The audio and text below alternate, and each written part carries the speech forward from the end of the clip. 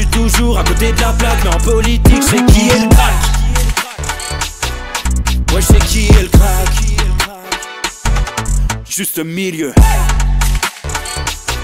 Je crois que c'est qui est le crack.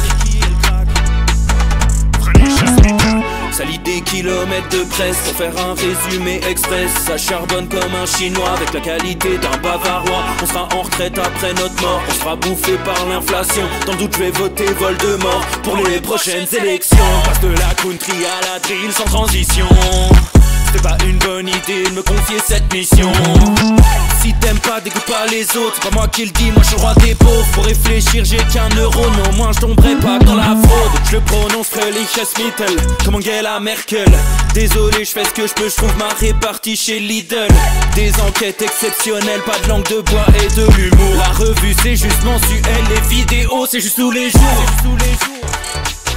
Ouais, c'est juste tous les jours. Juste milieu. Regarde ça tous les jours. Juste milieu. Désolé pour mon manque de répartie. Je sais même pas ce que je débite. C'est dur la géopolitique. Ou un peu comme ma République. Ma République, non? C'est dur la République quand même, non? Ouais? Non? Ah non, c'est mou, non? Ouais, les mecs se font chier, on dirait un peu. Ouais, c'est un peu mou. Enfin, ça dépend dans quel pays. Ouais. Bah, j'y connais pas grand chose, moi. Et c'est quoi une démocratie déjà?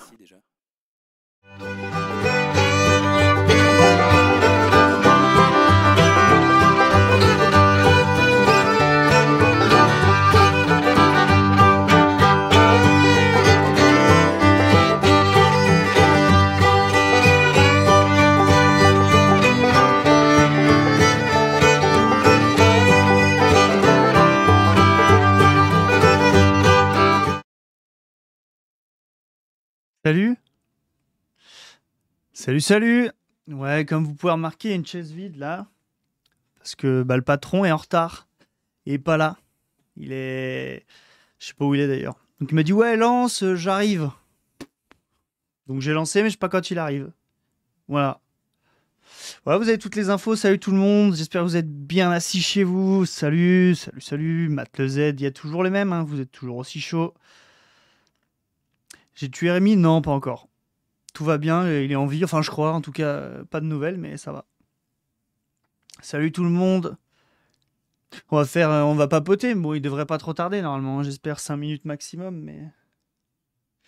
J'en sais rien, bref. Démo Taichi, allez. Y a plus de saison, tu m'as chauffé.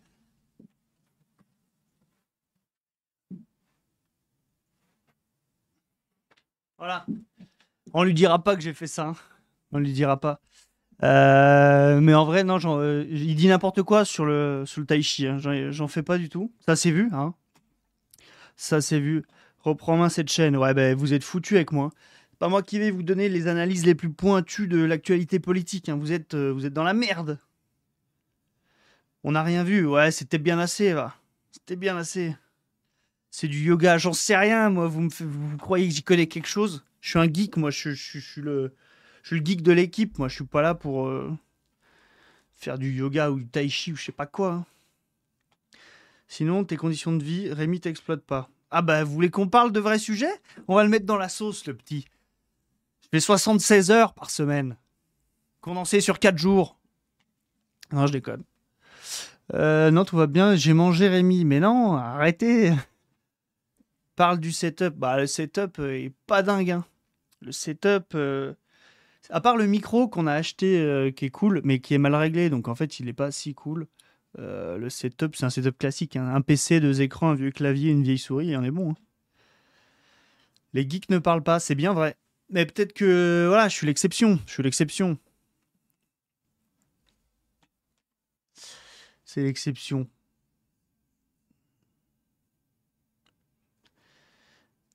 C'est toi qui as fait la musique. Non, je sais, c'est mon cousin en fait. Salut. Remplacement. Ah, c'est comme ça qu'on arrive, gros. Excusez-moi, vas-y, vas-y. Ouais. Non, je disais, c'est pas moi, c'est mon cousin, mais pas de souci. Mec, j'ai pris le pouvoir. Je vais te foutre un putsch. Je vais te foutre dans la cave, mon petit pote. Fais-toi plaisir, putain. Fais pas vous en plus, quoi. Geek sociable, alors. Ouais, un peu, c'est ça, c'est ça. Exactement. De suite, l'argent, on s'en tamponne de combien il gagne. Qu'est-ce qu'il dit, le plus de saison? Bon, sinon, ça va, vous?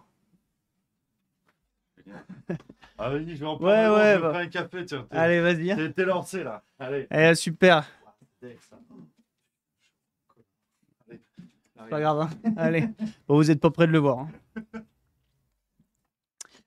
Va pas l'air d'être arrivé en vélo, le père Rémi. Ah non, mais il pleut aujourd'hui. Hein. Il pleut, donc c'était le bus, je suppose. Coucou Rémi. Hein.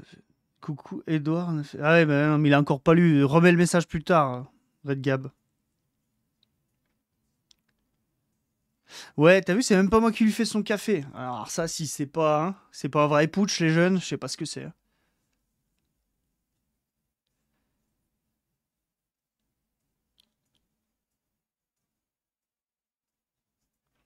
Donc la chemise bleue d'or. Ouais, alors ça, on va avoir un petit souci, c'est que les goûts vestimentaires de Rémi, c'est pas trop mon style. Hein. On va pas se mentir. Je l'adore, hein, mais il s'habille comme un, comme Brice de Nice. Il prend une chemise bleue, un pantalon noir, et il fait que ça. Donc c'est pas pour moi. Mais merci. Hein. J'essaierai un jour, peut-être, je mettrai une chemise bleue pour l'occasion, mais ça m'étonnerait.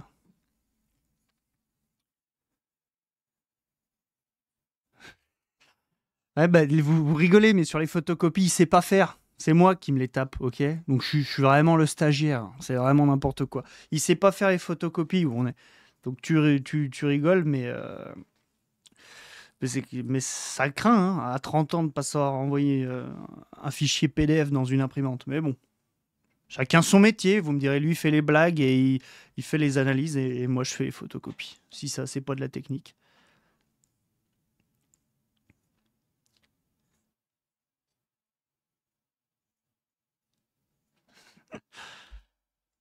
Ouais, Rémi a bien changé. Vous en faites pas pour ceux qui arrivent et qui rejoignent, il arrive. Hein. Ah, le voilà. Alors, parce que la foule te Ouais, réclame. première partie. Écoute, je t'ai réservé quelques surprises, peut-être qu'on est ban. Ah, putain, yes. Après, tu vois ça avec le chat. Putain, merci beaucoup des os, putain. Ouais, pas de soucis. J'arrive à toute vitesse, quoi. Bon courage, hein. Ils sont chauds? Ouais, ils sont... Allez, bonsoir Toulouse. Je m'échauffe aussi. Ouais, fais attention. Merci, t'es une crème, Ouais, t'es une tout pâte. loin. C'est une pâte à la crème. Merci du bruit. C'était Edouard. Vous pouvez le retrouver en tournée sur Alt F4. Il est là, il twerk. Il est également prof de...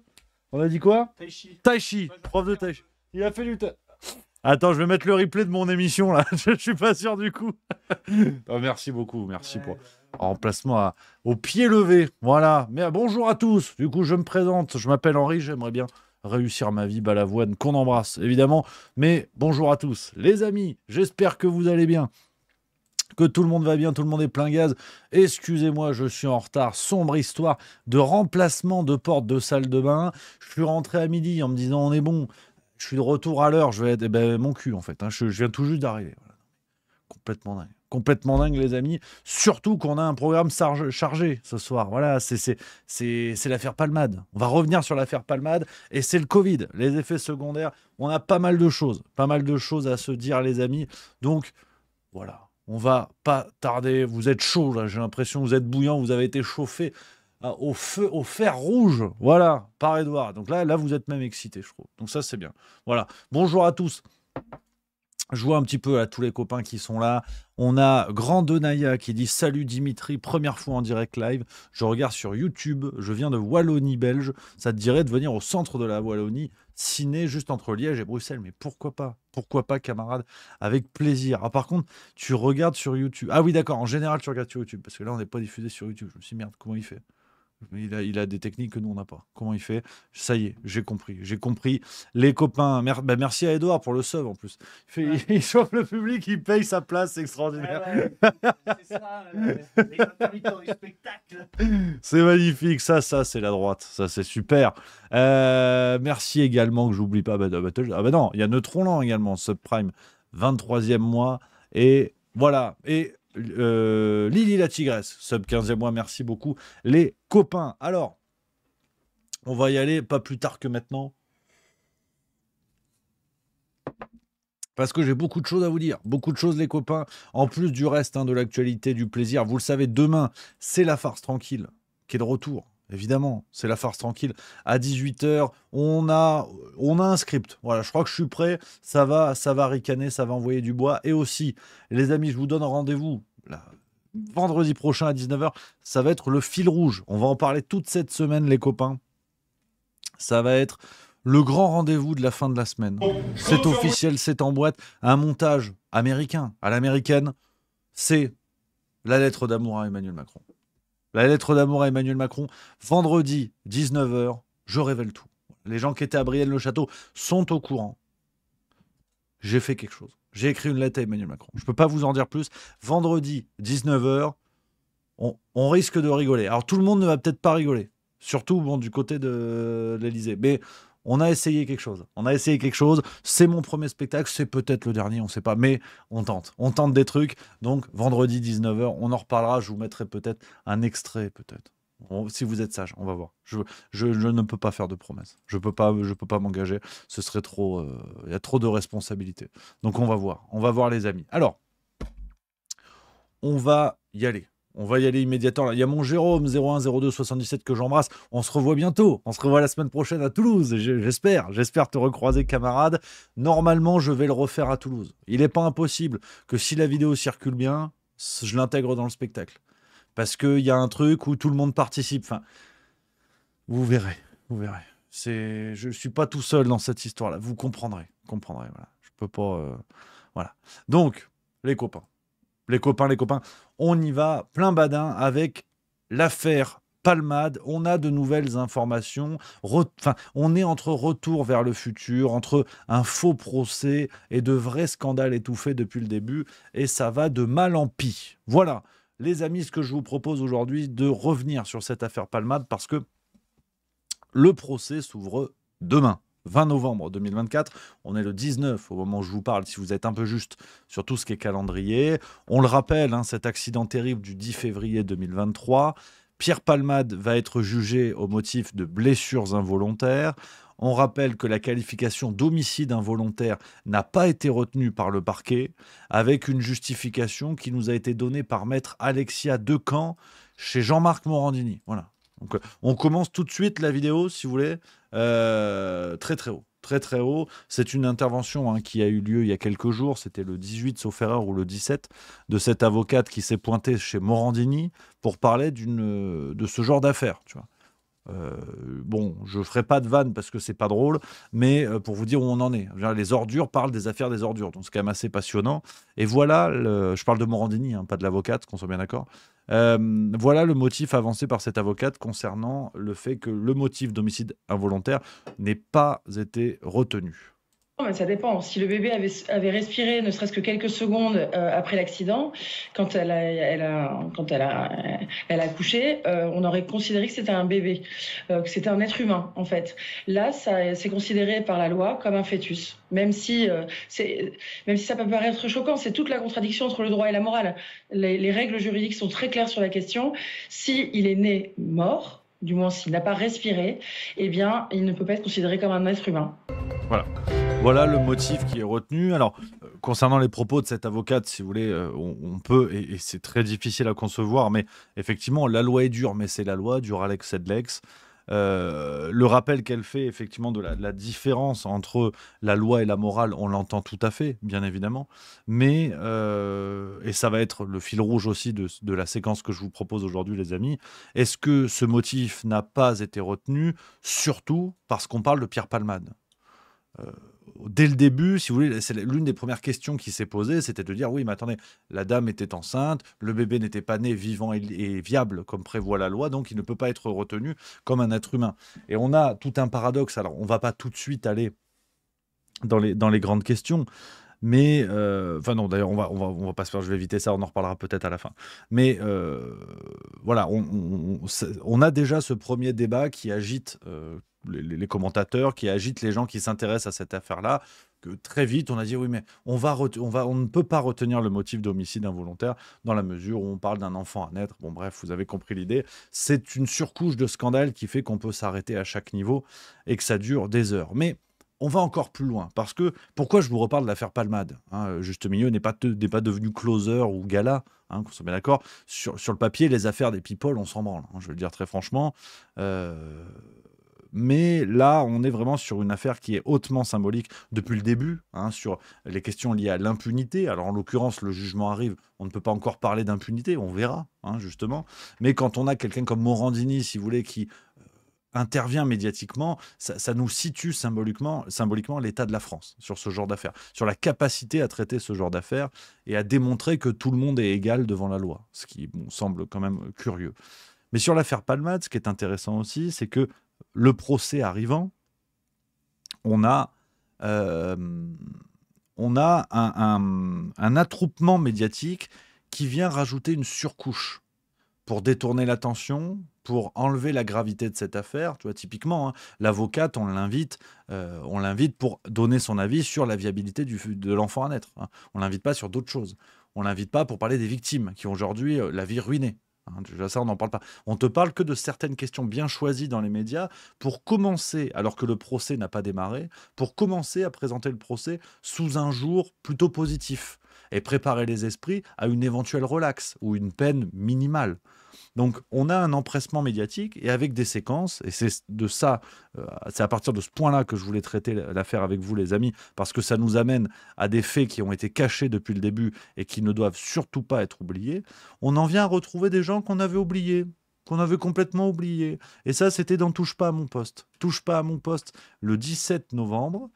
Ils sont allés nous trouver. Alors, j'avais préparé mes liens. C'est pas grave, je vais vous trouver ça. Ils sont allés nous trouver une jeune fille. On n'en a jamais entendu parler depuis le début. Absolument pas. Ils sont allés nous trouver une personne qui est, je cite, une ancienne escort girl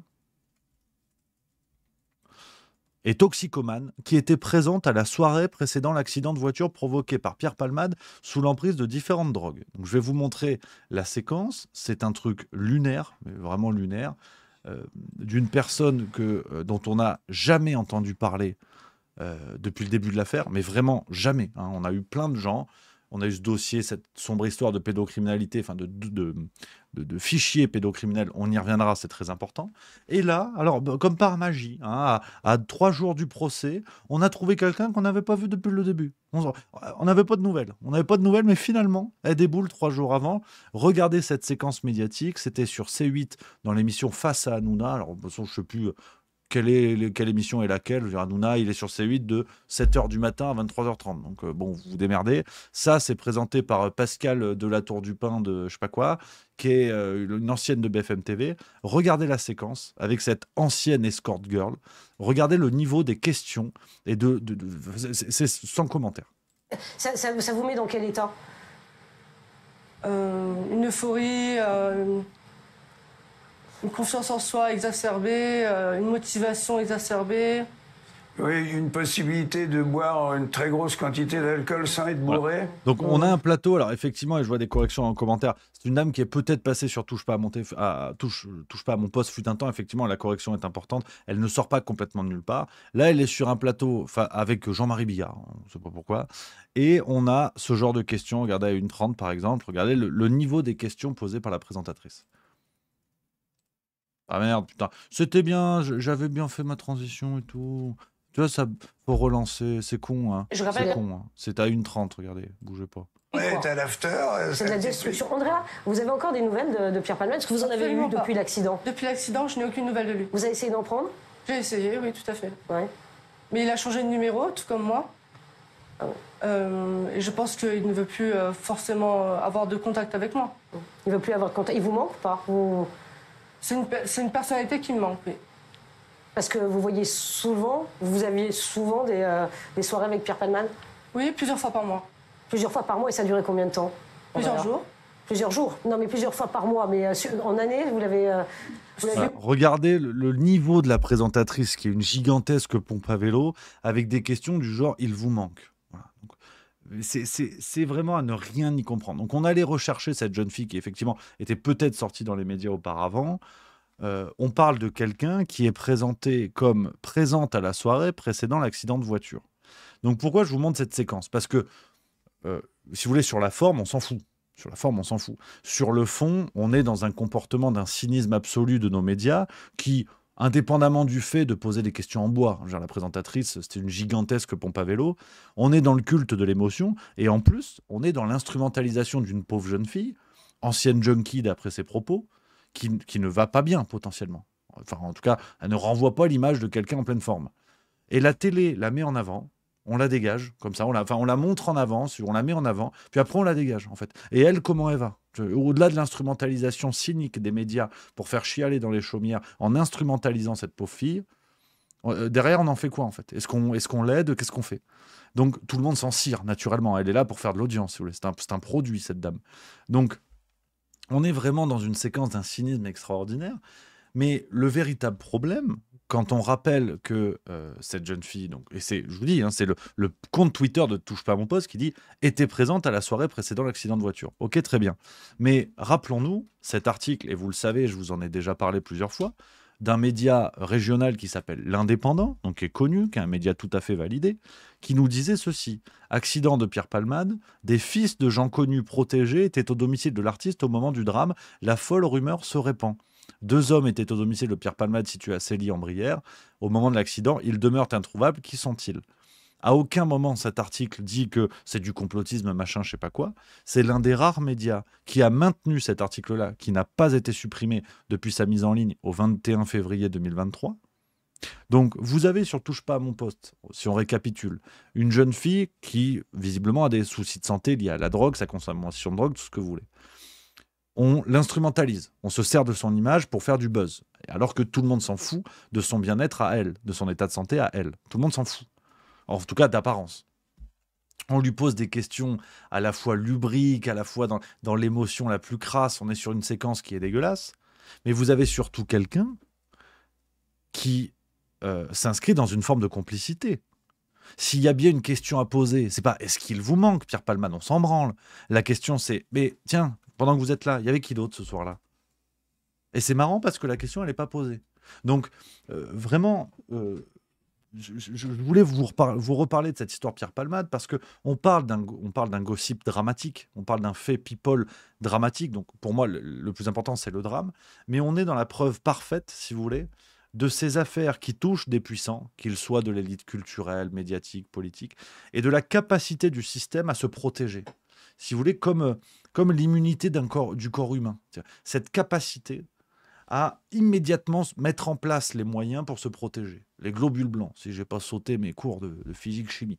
Donc, on est absolument dans du globule blanc. Là. C'est une stratégie médiatique de globule blanc. On se rappelle, c'est un élément qui était sorti également dans Gala, sauf erreur, au moment de l'accident. L'une des premières personnes, si ce n'est la première, à se rendre au chevet de Pierre Palmade, c'est Mimi Marchand. Connu pour être proche du couple Macron, très proche même, on en a beaucoup parlé. Donc, on est vraiment dans cette capacité du système à se défendre, à créer des feux, des contre-feux, des détournements d'attention, et en plus, au vu et au su de tout le monde. Parce que tous les gens qui regardent Touche pas à mon poste sans capter que cette fille-là sait des choses qui pourraient renverser l'affaire, et plus si affinité, ce sont des gens qui, volontairement, sont des abrutis, sont pris pour des abrutis et y consentent. Donc, c'est vraiment important. C'est vraiment important, cet élément-là. Au-delà du cas de cette pauvre jeune fille, on le redit, on peut avoir que de l'empathie pour elle, qu'on soit bien d'accord. Mais là, on est vraiment dans un système qui est devenu tellement puissant qu'il vous explique, qu'il vous la met à l'envers, en fait. En direct à la télévision. On invite quelqu'un qui sait, tout le monde sait qu'elle sait, mais on ne lui pose pas la question. Donc, effectivement, je vois quelqu'un dans le chat qui évoque ce que je disais avec Carl Zero concernant la pédocriminalité, d'un système qui est devenu tellement fort qu'il peut exhiber ce genre d'affaires et en faire des films. C'est le cas du Consentement, le livre de Vanessa Springora qui raconte ce qu'elle a vécu avec Matzneff, qui a été adapté en film avec Jean-Paul Rouve. Enfin, je veux dire, on passe de Jeff Tuche à Le Vieux qui touche, tu vois, si vous me permettez le jeu de mots. Donc, ils en font un film. On fictionnalise l'un des drames pédocriminels les plus importants du siècle dernier et de ce siècle. Et on fait un film, et c'est super. Et on fait des entrées. Et je vous renvoie vers la vidéo que j'avais faite à l'époque, ce film qui m'avait scandalisé, où l'actrice qui a été choisie pour jouer Vanessa Springora à l'âge de 14 ans, au moment de sa vie dans le film, on prend précisément une actrice qui fait plus jeune que son âge. Elle était majeure au moment du tournage, mais elle a précisément le corps d'une jeune fille. Elle fait beaucoup plus jeune et on va choisir ça. On est sur un truc qui pourrait exciter des pédophiles, on va être très clair. Hein. Donc c'est évidemment gravissime. Donc on est sur ce système ultra puissant qui commet ce genre d'affaires, toutes plus sordides les unes que les autres, et qui vous le montre à la TV, qui vous le montre en direct. Potentiellement, cette jeune fille, elle sait qu'il y a des ministres qui sont mouillés dans l'affaire Palmade. Et on l'invite. Et il n'y a pas de problème. Il n'y a absolument aucun problème. Sur une chaîne du groupe Bolloré, qui plus est. Et là, c'est marrant. Les critiques sur l'empire médiatique Bolloré, il n'y en a pas. Hein, on pourrait dire Bolloré, l'extrême droitisation qui couvre des people proches de Macron. Là, c'est marrant, il n'y a pas. C'est marrant. Donc même, si vous voulez, même les attaques Bolloré sont des attaques de mauvaise foi. On va chercher sur des trucs où tout le monde se branle. Là, on a des faits de complicité sur une affaire gravissime. Tout le monde s'en cire. Et ça passe comme ça. Et demain, il y aura un procès. Je n'ose imaginer le verdict. J'essaie d'avoir encore un peu foi en la justice française. Mais on verra. Donc, voilà où on en est. Donc ça, si vous voulez, c'est sur l'emballage médiatique de cette capacité du système à développer sa propre immunité. Et on a, si on creuse un petit peu, d'autres séquences, parce que forcément, tout le monde se remet à parler de l'affaire Palmade. Et ce que je vous dis là, curieusement, on n'en parle pas. Hein. C'est malheureux. Hein. Même des journalistes, là, je vais vous montrer une séquence de Geoffroy Lejeune. On l'aime bien, mais c'est une trompette. Parce que sinon, il dirait ce que je vous dis. Si je peux le dire, c'est que n'importe qui peut le dire. Hein. C'est pas une analyse d'une finesse absolue. Donc c'est bien la preuve que tout le monde s'auto-entretient, de l'extrême gauche à l'extrême droite. On a en plus des éléments, si vous voulez, sur... On a le cynisme médiatique. Là, on a droit à la lâcheté de l'élite culturelle, quoi. C'est-à-dire l'entourage de Pierre Palmade qui nous démontre que avec des amis comme ça, vous n'avez pas besoin d'ennemis. Écoutez ce que dit Geoffroy Lejeune, c'était sur CNews hier soir. En miroir, ce que je trouve un peu triste dans ce que dit Bigard, c'est que on voit bien que c'est quelque chose qui disparaît. Par exemple, le comportement de Muriel Robin, il est beaucoup plus classique dans notre société que celui de Bigard. Et ce que je trouve terrible, c'est que elle a pas découvert qu'il était cocaïnomane ou qu'il prenait de la drogue et qu'il était alcoolique au moment de l'accident. Donc elle a cautionné ça et elle a arrêté cette amitié le jour où c'est devenu public. Donc elle pense à elle et à son image en réalité beaucoup plus. Oui, vous parliez d'Alain Delon. Je peux témoigner de quelque chose. Moi, j'ai jamais provoqué d'accident, Dieu merci, et j'ai jamais pris de drogue, mais par contre, j'ai déjà été attaqué durement. J'ai vécu des moments où c'était pas génial de s'afficher avec moi. Et ce sont les moments où en fait, il n'y a plus que ça qui compte, l'amitié, ou le soutien de vos proches, etc. Et vous vous sentez nu, et en fait, le moindre témoignage de tendresse, etc. Donc, tu vois, il nous raconte des trucs dont on se fout, en fait. On se fout complètement. Voilà aujourd'hui le traitement médiatique qui est fait de l'affaire Palmade. Même sur des chaînes différentes, on est sur du commentaire inutile, complètement inutile. Et la réaction de Geoffroy Lejeune se fait suite à une séquence donc, où Jean-Marie Bigard était présent sur Touche pas à mon poste. Jean-Marie Bigard, qui est l'un des derniers à défendre Pierre Palmade, et qui révèle ceci sur Muriel Robin, rappelons-le, l'une des meilleures amies de Pierre Palmade depuis le début de leur carrière respective à tous les deux. Mais elle empêche les deux pièces qu'elle a coécrites avec Pierre, ils s'aiment, ils se re-aiment, qui ont été deux cartons sublimes au théâtre, eh bien, elle refuse qu'elles soient jouées pour que Pierre ne touche pas de droit d'auteur. C'est quand même assez sévère parce que c'était le seul moyen pour lui de subsister d'un point de vue financier, quoi. Donc elle le fait, ça fait beaucoup de peine à tous les jeunes metteurs en scène qui s'y seraient bien collés, aux jeunes comédiens qui auraient joué dans ces pièces merveilleuses, avec un rire toutes les 15 secondes, et elle s'y oppose. Et je trouve que c'est pas très sport. Voilà, c'est pas très sport. Voilà. Vous avez vu le drame dont on parle, c'est pas très sport. Alors là, c'est intéressant parce qu'on a, si vous voulez, tout ce que nos élites culturelles en l'occurrence, peuvent faire de pire. Évidemment, tout le monde n'est pas comme ça. Vous avez compris, il y a de la nuance, comme dans tout discours, comme dans tout sujet. Vous avez d'un côté Muriel Robin, alors qui, malheureusement, aujourd'hui, en est réduite, si vous voulez, à se plaindre que si on lui donne pas de rôle au cinéma, c'est parce qu'elle est lesbienne. Voilà. Oublions peut-être que c'est parce qu'elle est nulle. Enfin, c'est possible. En tout cas, elle a été excellente. On se rappelle la série où elle joue... C'est Marie Bénard, je crois. C'est cette série où vraiment elle joue extrêmement bien. Le rôle de l'empoisonneuse. Marie Bénard, c'est ça.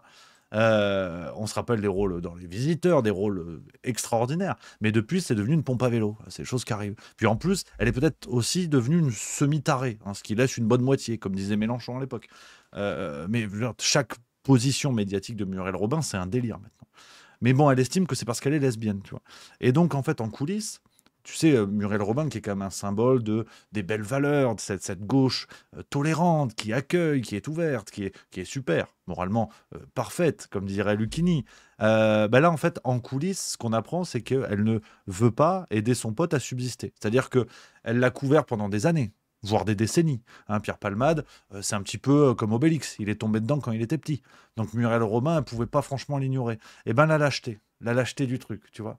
On va quand même enfoncer le type et le priver financièrement, histoire de pas trop se mouiller si jamais les dossiers ressortent, tu vois. Alors que de l'autre côté, vous avez la posture de Bigard, et dans ce que je vous dis, il n'y a pas de jugement moral, c'est un constat. Vous trouvez ça bien, vous trouvez ça pas bien, c'est pas le sujet. Mais c'est pour voir les deux types de postures qui aboutissent à la même chose. Vous allez voir ce que je vous dirai après. De l'autre côté, vous avez Jean-Marie Bigard, bon, qui a pris un peu un coup de pelle, mais là encore, on est face à un des tauliers de l'humour, le Stade de France, performance extraordinaire, je veux dire, l'un des tauliers indépassables de l'humour français, bon, qui déboule, qui prend la défense de son pote. Il y a de la fidélité en amitié, même dans le pire. Comme dit, c'est pas un jugement moral, chacun apprécie comme il le souhaite, mais on a quand même cette conclusion, c'est pas très sport. Voilà. Le mec a buté un gosse. On va pas... Juridiquement, l'enfant n'est pas reconnu comme tel parce qu'il n'était pas à naître, si vous voulez, mais il a buté un gosse, voilà, quoi qu'il en soit. Donc, on en est là. Il a ruiné la vie d'un gamin qui, lui, est bien né. Il a ruiné la vie d'un père de famille. C'est pas très sport, en fait, la réaction de Muriel Robin. Donc, on est dans des réactions d'autoprotection, ce que je vous disais, l'immunité du système qui se montre et qui démontre toute sa capacité à se défendre et à défendre ses membres quand ils sont attaqués. Mais on est aussi, et c'est là où les deux positions, celle de Muriel Robin et de Jean-Marie Bigard, se rejoignent, c'est qu'on est face à des gens qui sont lâches. Jean-Marie Bigard peut sembler loyal en amitié. Muriel Robin peut sembler plutôt déloyal, même si on pourrait interpréter sa position comme celle de dire elle veut priver de ressources Pierre Palmade pour pas qu'il achète de la drogue. Oui, pourquoi pas, à d'autres, si vous voulez. Mais la réalité, c'est que ce sont des gens qui sont lâches. Parce qu'ils ont vu leurs potes dans une descente aux enfers depuis des décennies. Rappelons que Pierre Palmade a déjà été condamné pour des faits liés à la drogue. Et à ce moment-là, on n'entendait personne. L'ont-ils vraiment aidé? Vu ce que ça a donné, c'est pas certain. On est dans la supposition, comme je vous dis. Mais la réalité du terrain, voilà ce que c'est. C'est qu'ils viennent faire prendre des positions avec des pincettes, histoire de dire quelque chose, mais pas trop. Mais en fait, les gars, si on en est arrivé là, c'est que vous n'avez rien fait. Donc au moins, mettez-la en veilleuse. À la rigueur, au moins, tu vois. Donc... et puis, c'est pas une question de star, je veux dire, star ou pas star. Quand vous avez un pote qui s'écroule pour une raison X ou Y, vous venez pas jouer la trompette derrière en disant non, mais non, parce qu'en fait, là, je lui ai fait une pizza avant-hier, ça va beaucoup mieux. En fait, ta gueule. En fait, ta gueule. C'est-à-dire que ça fait 20 ans que ton pote il se ruine, tu le sais, tu le constates, tu profites, tu as vécu avec, et en fait, il est quand même ruiné. Donc, sors pas les trompettes à J+2 en disant non, mais je suis allé lui donner un bain. En fait, non. En fait, ta gueule. À minima, ta gueule. Et donc, c'est même pas une question d'élite culturelle ou quoi. En tout cas, dans les rapports humains comme je les aime, on n'est pas là, on n'a pas le compte. Tu vois. Donc, si on revenait un petit peu à l'ensemble de cette affaire, les amis, on revient sur ce que je vous disais tout à l'heure, pour aller vers aussi le volet qui fâche le plus dans cette affaire. Depuis le début, rien ne tient dans l'affaire Palmade, on va être très clair. Rien ne tient. On est dans une logique de feu, de contre-feu. Il y a des informations cruciales qui sont enterrées. Je vous l'ai dit, c'est l'arrivée de Mimi Marchand au chevet de Pierre Palmade dans les premières heures, alors qu'on est en pleine cérémonie des Molières, rappelez-vous. Mimi Marchand proche du couple Macron, donc une fois de plus, tous les chemins mènent à l'Élysée.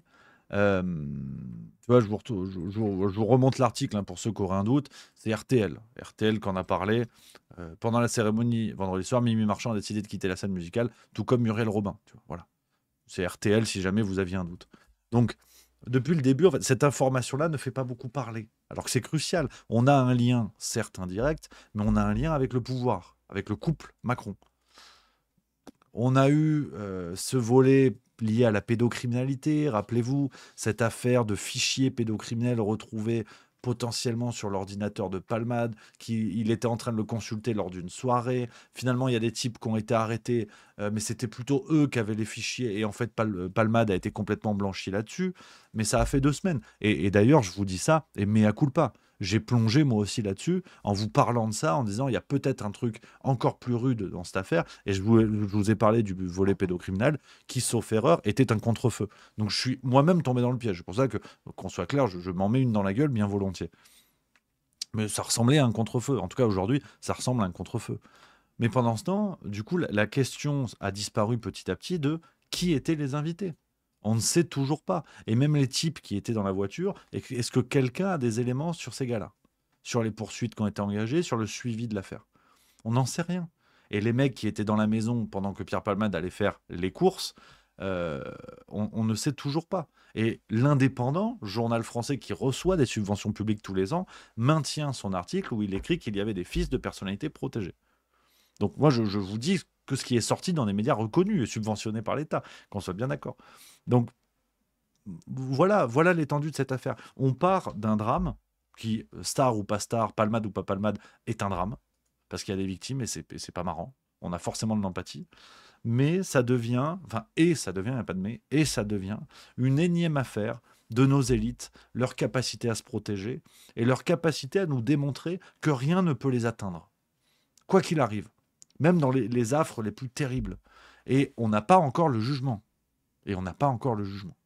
Donc, voilà où on en est. Voilà où on en est sur cette affaire-là. Je voulais absolument vous en parler. Et assujetti à cela, on rajoute l'ancienne junkie qu'on invite chez TPMP pour nous expliquer qu'elle était là le soir, mais qu'elle dira rien. Donc, c'est vraiment une humiliation symbolique. C'est ce qui est fou dans cette affaire Pierre Palmade et comme tant d'autres affaires. Il y a l'acte en tant que tel qui déjà nous tire les larmes parce que on a tous connu des gens qui ont eu des accidents de bagnole. Ça nous tire les larmes en tant que parents, futurs parents, femmes enceintes qui se disent il y a une daronne qui était enceinte qui a perdu son gosse. Donc on est forcément touché par cette affaire. Après vous avez la surcouche liée à c'est une célébrité, Pierre Palmade. Tout le monde le savait. On a une récidive, un mec qui conduit, si tu veux, dans l'illégalité la plus complète, qui s'en fout complètement en vérité de la loi, de tout ce que vous voulez. Et après, vous avez la surcouche du système qui tout de suite se met en branle. Et on a les articles. Ah oui, non, mais en fait, le pauvre. Et puis, la question de la drogue. Mais vous savez, il a essayé. Mais c'est pas facile. Et presque, c'était la faute des autres, en fait. La faute de la société, pauvre Palmade. Pauvre Palmade qui sortait en boîte de nuit quelques semaines après l'accident. Lui qui avait fait un AVC, rappelez-vous, qui n'est pas passé loin de la mort. Et qui était en boîte à Bordeaux 2-3 mois après, tu vois. Donc, un peu plus que le 3 mois. Donc cette affaire, c'est au-delà du drame qui nous tire à tous les larmes, c'est le symbole, une fois de plus, de l'impunité complète qui règne dans nos élites, mais à la fois une impunité judiciaire, évidemment, mais une impunité morale. Une impunité morale, c'est qu'on ne partage pas le même monde avec ces gens-là. Et c'est la preuve. Je veux dire, n'importe quel kidam fait la même chose. Est-ce que vous pensez qu'il est jugé plus d'1 an après ? Et avec un emballement autour de lui en disant non, mais quand même, le pauvre, presque le pauvre, tu vois. C'est sidérant. Et je vous avais je vous avais parié l'apéro déjà à l'époque, et je maintiens mon pari, que d'ici 1 an, Pierre Palmade va revenir, parce que si je dois faire un autre pari, à mon avis, la condamnation, ça va être léger. Hein. Pierre Palmade va revenir avec un livre. Je m'excuse, c'était terrible, la solidité des pare-chocs Peugeot. Et après, il va nous dire mais c'est terrible. Et il sera invité sur France 2, tu vois. Et ça va chialer en disant putain, c'est beau, putain, vous avez vu, il revient et tout. Le parcours comme ça, la rédemption de Pierre Palmade. Je vous parie l'apéro que d'ici 1 an, on va avoir droit à ça. Et il fera un spectacle. Il fera un spectacle dans 2 ans. Ça va s'appeler Désolé, tu vois. J'étais pas sur le bon rail. Je sais pas, mais tu vas voir quelque chose. Je vous parie l'apéro qu'on va avoir droit à ça.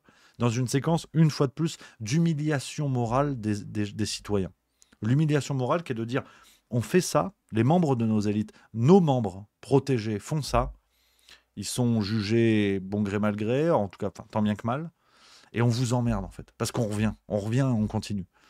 Donc je vous le parie. Je vous le parie d'ores et déjà. Et puis, pendant ce temps, parce qu'il faut finir là-dessus, et c'est le plus important dans cette histoire, il faut avoir une pensée pour les victimes, parce que elles, on n'en parle plus. Elles, tu vois, il n'y a pas Muriel Robin ou Jean-Marie Bigard qui viennent nous casser les couilles. En fait, elles, on n'a plus de nouvelles. Tu vois. Le Parisien nous fait quand même un article le 11 novembre 2024. Je vais vous lire la situation des blessés dans l'accident. C'est pas de la démagogie à 2 balles. C'est pas pour faire pleurer dans les chaumières, mais la réalité, elle est là. Pierre Palmade, au bout d'un moment, qu'il aille se faire cuire le cul. On est sur quelqu'un qui est en récidive, qui n'a jamais été protégé par son système, jamais été protégé par ses proches. Au bout d'un moment, il y a une forme de darwinisme, tu vois. Il y en a, ils prennent de la cocaïne, il y en a, ils prennent des haricots rouges. Bon, ben voilà, tu vois. T'as choisi ton camp. Donc au bout d'un moment, ça fait 30 ans qu'il y a des histoires de coke autour de Pierre Palmade, au bout d'un moment qu'ils aillent se faire cuire le cul. C'est cruel ce que je vous dis, j'en conviens. Mais ce qui est cruel, c'est le gosse, je vais vous lire, hein, les victimes, hein, ce que nous dit le Parisien, une fois de plus un article qui est sorti dans la presse. Je ne veux qu'une seule chose, qu'il paye pour ce qu'il a fait. À quelques jours de l'ouverture du procès le 20 novembre, dans lequel sera jugé Pierre Palmade pour blessure volontaire pour avoir provoqué un grave accident de la route en février 2023, alors qu'il était sous l'emprise de stupéfiants, blessant 3 personnes, l'une des victimes s'est exprimée dans l'émission 7 à 8, diffusée dimanche sur TF1, pour raconter son calvaire depuis la collision. Le soir du 10 février 2023, Yüksel raccompagnait sa belle-sœur Mila, 27 ans, enceinte de 6 mois et demi, chez elle. L'automobiliste assure qu'il était particulièrement prudent sur la route, compte tenu de la présence de son fils de 6 ans et de la grossesse de sa belle-sœur. Ça nous raconte l'accident. Voilà la réalité aujourd'hui. Opéré du ventre, des épaules, des jambes, des pieds, Yüksel fait savoir qu'il n'a plus de sensation sur 3 doigts, qu'il a des douleurs tellement intenses qu'il en est épuisé, avec l'impression parfois que son cerveau va exploser. Au quotidien, les plaques qu'il a dans les jambes le font beaucoup souffrir. Même pour faire ma toilette et pour marcher, je dois demander de l'aide à mes proches. Son fils Devrim ne va pas bien du tout, selon son père. Il ne veut plus sortir dehors à cause des cicatrices qu'il a à la tête. Il a mal en permanence, décrit-il, ajoutant que son enfant ne supporte ni le soleil ni le froid. Son année scolaire a été marquée par de nombreuses crises de panique et la perte de sa capacité de concentration. Il a dû redoubler sa classe de CE1, explique Yüksel. Voilà. Voilà la réalité, si vous voulez, des victimes de cet accident. Donc on va chialer sur Palmade, mais en tout cas c'est mon avis, et on va pas monter, si vous voulez, dans le œil pour œil, dent pour dent, c'est pas ça, mais dans le traitement qui est fait, je pense qu'il y a un bon sens commun qui me fait dire, après je libre à chacun de l'interpréter comme il le souhaite, que les pensées que nous devons avoir, elles vont vers ces gens-là. Et les Palmades, les Muriel Robin, les Bigard qui déboulent sur les plateaux avec des gueules de coquères, là, pour nous expliquer que quand même, pauvre Palmade, tu vois, je vais dire un gros mot, donc s'il y a des enfants, vous leur cachez les oreilles. Bigard qui hurlait sur les plateaux ces dernières années qu'ils aillent tous se faire enculer, ben, qu'il aille se faire enculer. Parce que, en fait, s'il faut chialer, c'est sur ces victimes-là. C'est pas sur Palmade qui n'ont jamais aidé. La preuve en est les derniers faits. Bigard, il vient pas chialer à la télé en disant c'est terrible ce qui s'est passé, je vais filer un peu de pognon aux victimes de Palmade. Muriel Robin, c'est pareil.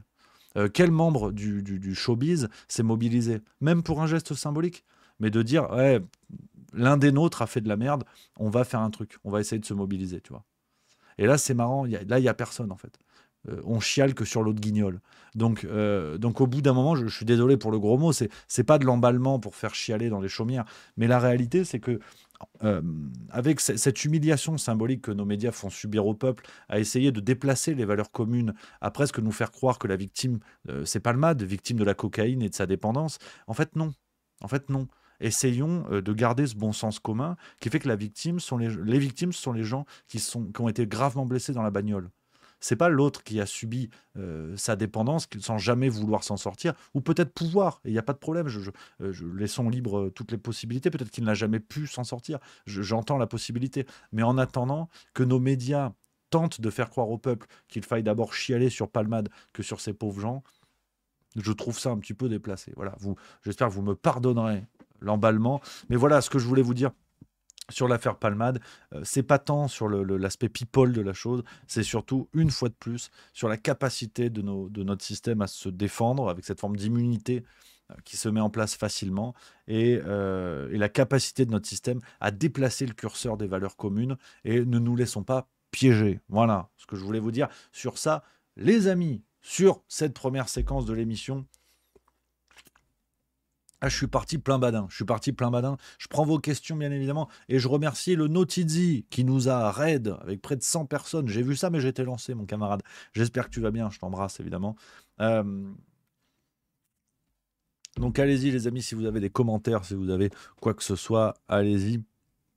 Il y a Muriel MRL qui dit « Regarde l'affaire Mazan, les coupables, on essaie de les excuser et que c'est Gisèle la coupable. » Effectivement, il y a des discours comme ça. Alors, oui et non, parce que quand même, il y a tout un mouvement féministe qui a essayé d'enrôler la symbolique Madame Pellicot. D'ailleurs, vous avez dans Libération d'aujourd'hui un truc, mais il te parle d'une idole féministe, presque héroïne, à un moment donné. Alors tiens, on parlait de Pas de malade, ça tombe bien, mais enfin, sincèrement, c'est trop, en fait, c'est trop tout le temps. C'est ce qui est terrible dans ce genre d'affaires, tu vois, qu'on soit sur des people ou des pas people, on s'en fout, mais dire c'est la Disneylandisation du monde, en fait. Chaque événement, qu'on parle d'un fait divers, qu'on parle d'un drame, qu'on parle d'un match de foot, d'un attentat, tout devient Disneyland, en fait. Tout devient Disneyland. T'as les héros et les vilains, les gentils et les méchants. C'est vraiment prendre les gens pour des crétins, quoi. Vraiment pour des crétins. Tout ce qui se passe maintenant, on est dans la surenchère en permanence. Gisèle Pellico, ce qu'elle a vécu est terrible. J'espère que la justice fera son travail. Mais on va pas parler d'une héroïne féministe. Mais de quoi on parle, en fait? De quoi on parle? Si vous voulez, la victime devient le héros, devient le super-héros. C'est ce bouquin, je vous en parle souvent, La stratégie de l'émotion d'Anne-Cécile Robert. La victime devient le héros pour la simple et bonne raison qu'elle a été victime. Et donc, ce que je vous dis, c'est compliqué à penser, je l'entends bien, mais c'était la même chose au moment des attentats du Bataclan. On est sur le sommet de l'horreur. Là encore, je le redis, c'est facile à dire, le cul dans ma chaise, n'ayant pas vécu ce drame-là.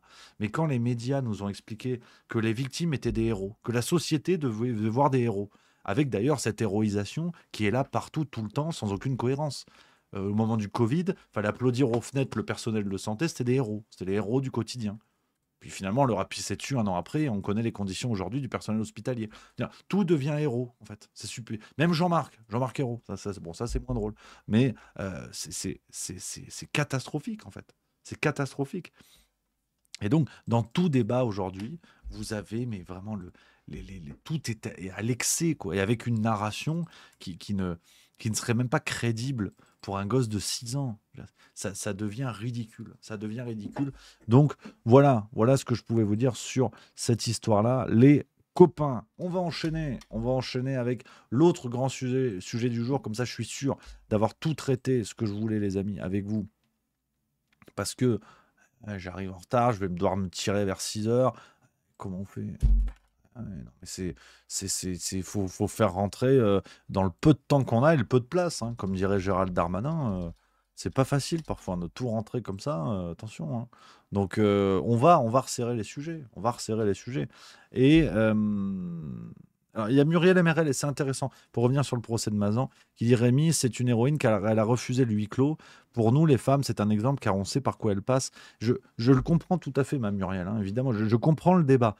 Et bon, j'ai un ressenti qui n'est pas celui d'une femme, qui n'est pas celui d'une personne qui a vécu ce qu'elle a vécu. Donc, on est d'accord que c'est un ressenti distancié, d'accord? Mais je ne vois pas en quoi ça fait d'elle une héroïne. La qualifier comme telle ne rend pas ses actes et ce qu'elle a vécu plus ou moins brave, plus ou moins héroïque. C'est un qualificatif qui excite des journalistes de Libération. C'est ça qui m'embête. Mais ça dénature la réalité. Le commun des mortels, voyant ce qu'elle a vécu, n'a pas besoin qu'on l'appelle héroïne pour comprendre ce qu'elle a vécu. Voyant le courage qu'elle a pour demander, pour refuser le huis clos, on n'a pas besoin de la comparer à Wonder Woman pour mesurer le courage, si vous voulez. C'est ça qui m'interpelle. Il y a La Sauterelle qui dit: toi aussi, Rémi, tu causes et te plains, mais dans le réel, pour lutter contre cette folie, on fait quoi? Mais c'est toujours pareil. Cette question, on a déjà répondu plein de fois, les amis, hein, mais on peut y revenir si ça vous intéresse. Je fais en sorte que tu puisses mettre un commentaire sur une émission que j'anime tous les soirs pour parler de ces sujets-là dont les autres médias ne parlent pas. J'ai l'impression déjà de faire un peu quelque chose. Si je faisais pas ça, tu pourrais pas me mettre un commentaire pour me demander ce que je fais. C'est un peu con, mais c'est déjà pas mal. Tu vois, tu peux mettre des commentaires sur La Farce Tranquille. Tu peux mettre des commentaires sur les revues qu'on fait tous les mois avec l'équipe Juste Milieu. Tu peux me faire un commentaire dans la vraie vie quand tu viens me voir après le spectacle, où je monte sur scène pour faire la même chose, parler des sujets qui fâchent, avec, j'espère, un peu plus de blagues. J'essaie de faire ça déjà. Et j'essaie de proposer des occasions que tu puisses me dire: tiens, qu'est-ce qu'on fait? Voilà. Parce que si je faisais rien, en fait, tu pourrais pas me le dire. Donc j'ai l'impression qu'on n'est pas si mal, mais c'est jamais assez. Et ça, je suis d'accord. Et c'est pas ce que je fais qui va faire tomber Macron. Ça, j'en conviens. Mais entre rester le cul sur ma chaise et ce que je fais, je me dis: il y a peut-être un petit truc en plus. Donc j'essaie de bricoler. La Sauterelle qui dit: mais c'est pas commenter qu'il faut, c'est agir. Mais vas-y, camarade, vas-y, montre-toi. Montre-toi, appelle les gens à te suivre, appelle-les si tu veux via YouTube, via des lettres en papier, via une radio pirate, via ce que tu veux. Mais vas-y, n'hésite pas. Rejoins-nous là-dedans. Rejoins-nous avec plaisir. Si tu veux, tu viens sur Discord, on discute par caméra interposée, tu montres ton visage et tu nous montres qu'est-ce que tu nous dis, qu'est-ce que toi tu as envie de faire. Avec grand plaisir. J'ai mon Discord qui est allumé. Si tu veux venir, tu viens et on papote avec grand plaisir et tu peux te montrer et nous dire ce que toi tu vas faire. Il n'y a absolument aucun problème. Comme ça, on pourra te suivre. On pourra te suivre avec grand plaisir. Euh, et je serai le premier à te suivre. Tu pourras toujours me compter derrière toi, comme disait encore Darmanin. Mais en tout bien, en tout honneur, bien évidemment. Attention. Les amis. On enchaîne. Voilà, la sauterelle qui dit je comprends, mais voilà, on est copains comme cochons. Mais c'est intéressant ce débat. Je suis ravi d'y répondre à chaque fois à cette question, c'est normal. Elle a sa place, elle a son intérêt, il faut pas fuir le truc, bien évidemment. Alors attends. Excusez-moi, parce que c'est c'est la jet set, je dois voir Martin d'Antithèse, qu'on embrasse après le travail. Et il me dit, il est en avance, ça c'est les Suisses. On a rendez-vous à 18h15, 17h37, je suis en avance. T'es pas en avance, t'es là la veille au soir, en fait. Donc, qu'est-ce qui se passe? Attendez, excusez-moi, j'y réponds. Allez, on est poli quand même.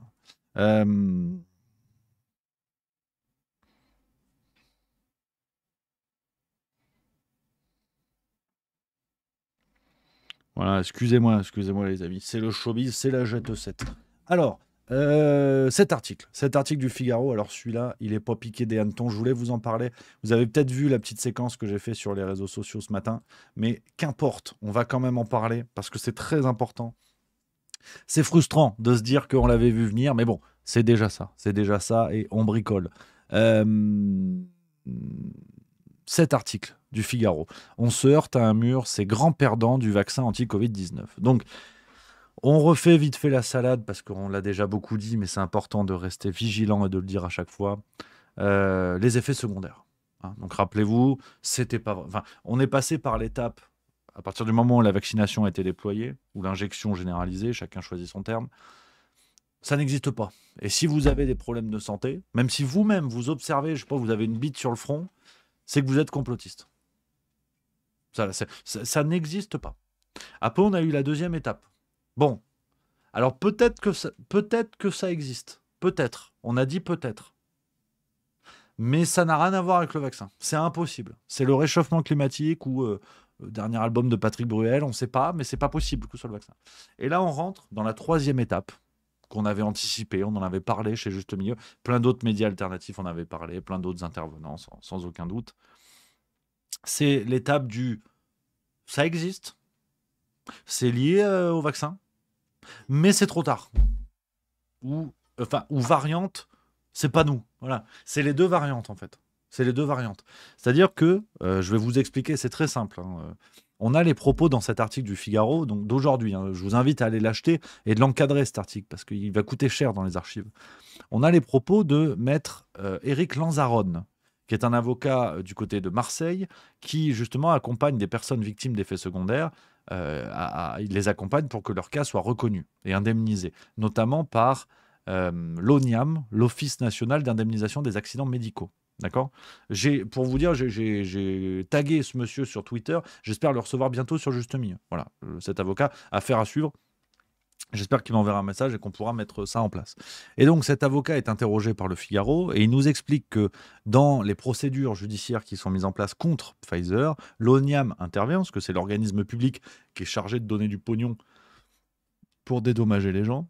Et Maître Lanzarote nous dit « Pfizer et l'ONIAM s'engouffrent dans la moindre brèche. Ils objectent par exemple que le signalement a été fait trop tard à la pharmacovigilance. » C'est ici, hein, pour ceux qui... Voilà. Tac. C'est ici.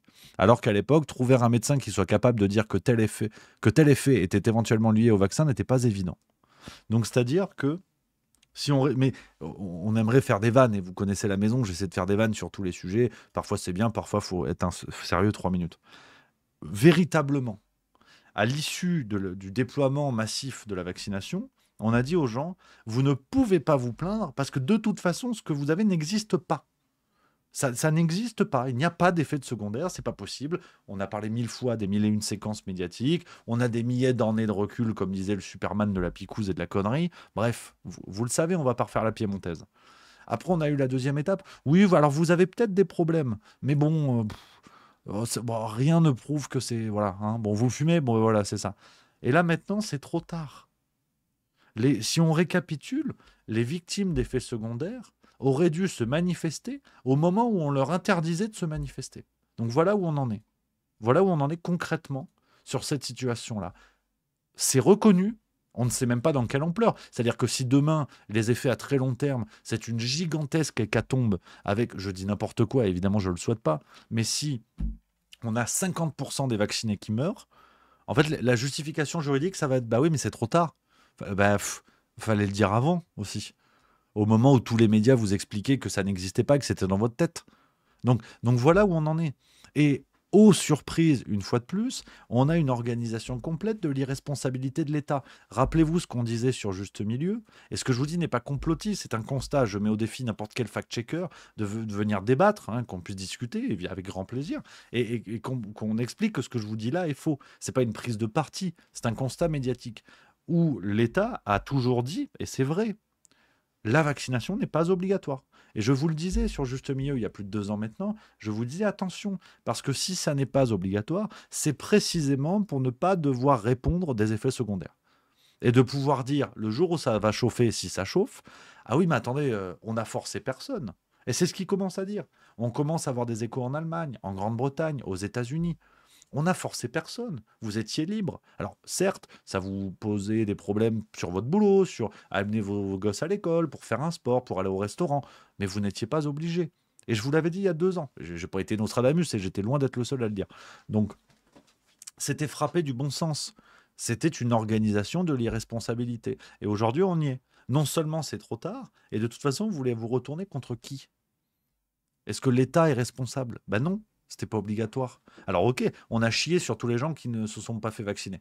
Et quand je dis chier, je pèse mes mots, c'est Emmanuel Macron, j'ai bien envie, je cite, j'ai bien envie d'emmerder les non-vaccinés. Donc excusez-moi d'être vulgaire, mais c'est véritablement ce qui a été dit. Donc voilà où on en est. Voilà où on en est sur cette affaire-là. Et je voulais absolument vous parler de cet article, parce que Le Figaro fait le boulot. J'ai vu pas mal de gens sur les réseaux sociaux qui disaient cela, et c'est vrai que c'est intéressant. Le retournement de veste des médias depuis l'arrivée de Trump. Effectivement, on voit ces éléments qui sortent maintenant. Peut-être que c'est lié, peut-être que c'est pas lié, j'en sais rien en vérité. Mais voilà, Le Figaro va collecter des avis, ils en trouvent plein. Et lisez les témoignages qu'il y a. Je vous invite vraiment à découvrir ce Figaro d'aujourd'hui, les amis. Lisez les témoignages, c'est terrible, terrible. Des types qui développent la maladie de Charcot qui n'ont aucun problème de santé. Je vous lis l'exemple de Sylvain Lago, le lieutenant Sylvain Lago, sapeur-pompier. Donc, si tu veux, physiquement, c'est pas Gérard Larcher, le type. Sapeur-pompier, lui aussi atteint de la maladie de Charcot, dont les premiers symptômes sont apparus le soir même de sa 3e dose Moderna. Son entourage a remarqué une altération de sa parole, il bavait sans le vouloir, déglutissait difficilement. Son généraliste l'a conduit vers un neurologue. 3 ans plus tard, Sylvain apprendra le nom de sa maladie. Pour ce breton costaud et sans antécédents familiaux, le vaccin lui apparaît la seule explication. Ah oui, mais des os, frérot, c'est trop tard. C'est vraiment ce qu'on va dire aux gens. Donc, voilà où on en est sur cette situation-là. Et c'est Le Figaro qui vous le dit. Et une fois de plus, ce qui valide, ce qui expliquait beaucoup de gens auparavant, sans avoir plus de preuves, hein, parce que l'article du Figaro ne vous dit pas noir sur blanc, les effets secondaires sont tous liés au Covid, qu'on soit bien d'accord. C'est une agglomération de témoignages qui vont dans ce sens-là. Et c'est le discours qu'on a toujours poussé sur Juste Milieu. Tous les effets secondaires ne seront pas obligatoirement liés au vaccin Covid-19, mais aucun effet secondaire. Mais comment dire? Mais tous ne sont pas complètement déliés. C'est toujours la position Juste Milieu. Ce serait extrême de dire le moindre effet secondaire est lié au vaccin, et ce serait tout aussi extrême de dire il n'y en a aucun qui peut être lié au vaccin. On est bien d'accord. Ça a toujours été la position. Et effectivement, l'article évoque les cas d'AVC, toutes ces choses-là. Donc, je voulais vous en parler, les amis, absolument. Parce que, voilà, on a envie d'en rire. Enfin, on a envie d'en rire. Oui et non, parce que là, vraiment, ce qui ne fait pas du tout rire, c'est que on aurait pu tout anticiper. Sans être des voyants, enfin on a tout anticipé, sans être des voyants, sans être des Nostradamus, sans avoir la boule de cristal, on a tout anticipé. C'était écrit, C'était écrit que ça allait finir comme ça et on y est. Donc, je voulais vous parler de ça, les copains, sur cette séquence. On en reparlera demain. Je suis désolé, c'est une émission raccourcie aujourd'hui, mais j'ai réussi à dire tout ce que je voulais vous dire. On va se retrouver demain, j'ai plus de temps. Demain, j'ai plus de temps, les amis. Donc, on reviendra sur ce sujet-là, pardon, si ça vous intéresse. On reviendra là-dessus. Les copains.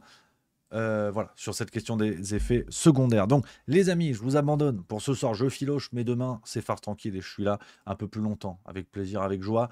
Merci d'avoir été là nombreux. En plus, je parle alors que vous êtes nombreux sur Twitch, vous êtes 618, c'est complètement dingue. Vous êtes plus de 2000 au total. Tu vois, ça c'est là, j'ai pris la grosse tête. Tu vois, les gens sont là, moi je m'en vais, tiens, je veux boire des bières, tu vois. Ça, c'est pas normal. Mais c'est pas normal, mais la bière, le plaisir de la bière. Donc voilà, vous me connaissez, c'est le bonheur. Demain, promis juré, on fait une émission plus longue, les amis. Et 20K91 qui résume bien la chose, qui dit c'était court, mais bon, voilà. Hein, en plus, on a eu la chance de se rencontrer, 20K91. Tu sais bien que c'est pas vrai. Voilà. Non, je déconne. Attention, faut pas dire ça à son public, hein, parce que t'as vite fait de finir en canard enchaîné.